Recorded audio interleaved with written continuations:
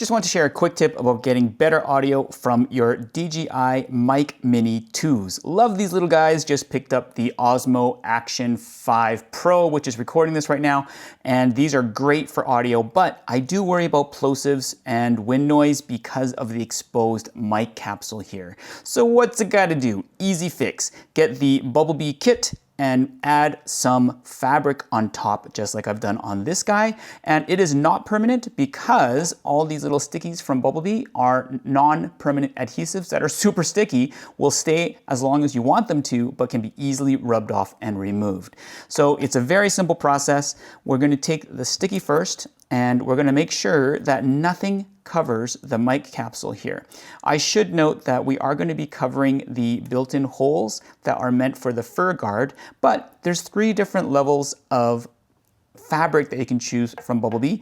One is a fur, which I'm not going to use because I think it's a little bit too aggressive for indoor use.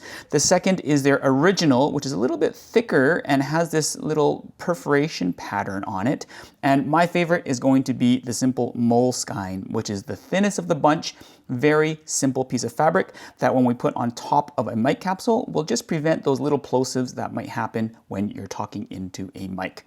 So as simple as this, because this just happens to fit perfectly, I'm just gonna cut this. I've got a pair of Teflon scissors here, but it doesn't matter, any scissors will do. And I'm just gonna take this off. I'm going to tape this onto this guy right here. And Bob's your uncle. And because we want to make sure that we've got good adhesion on all sides while we're leaving the mic capsule exposed, and my fingers are not quite small enough to get in there, I'm going to use this toothpick and push in that far edge. I've got a flat part here. Make sure we've got good adhesion to all of it. And pretty easy, simple fix here. You'll see that it's a clear adhesive and it's taped all the way around that mic capsule. Now, the last step is just to take your moleskine. We can measure up the size of the fabric, and so I'm just gonna cut off the side here.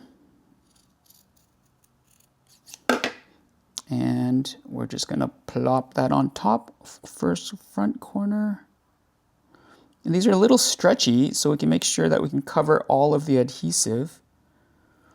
And, oh, did I cover all the adhesive? Let me just pull that a little bit further. I'm gonna still expose the LED lights so I can see my status for both the on power as well as the noise reduction, which I typically don't like to use. I'm gonna pull that across and push this down in the back. And again, using my handy dandy toothpick. Very technical. And I used to use the Lark M2, which I also loved, but these DJI Mic Mini 2s are great because they pair directly to the Osmo Action 5 Pro, which is recording this. And it's such a nice ecosystem. I did buy the kit where I can plug it into my phone or use it with the audio cable that fits right in here neatly on my camera as well, so that's really nice and versatile. And with this little moleskine on, I do also can fit it into the charging case. The other nice thing, Dave, if you're outdoors, you might want to get a wind muff, but if it's going to get windy, what I'm going to do, instead of wearing it on the outside of my shirt, I'm just going to use the magnet and wear the microphone inside my shirt. And that's going to have a double layer of protection from the wind. First this moleskine and then my shirt. And if I need more protection than that, I can just rub this off, get another one, stick the fur on, or use the ones that DJI gives us. So that's it, a really simple tip. And I do that with all my microphones so that I get just slightly better sound, because better sound is always better. So thanks for watching, God bless, and see you in the next video.